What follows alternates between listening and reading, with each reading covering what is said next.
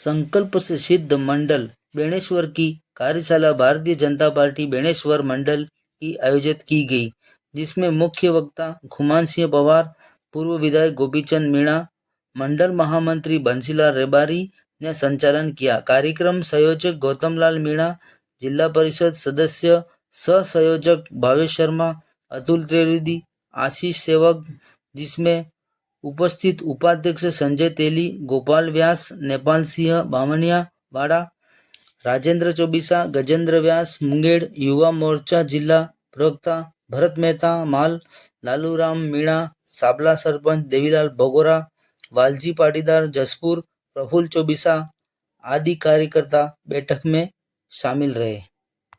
अपने आसपास की खबरों को पाने के लिए भारत न्यूज़ नेटवर्क को सब्सक्राइब करें, वीडियो को लाइक करें और व्हाट्सएप पे ज़्यादा से ज़्यादा शेयर करें। ब्यूरो रिपोर्ट दीपक बनोद।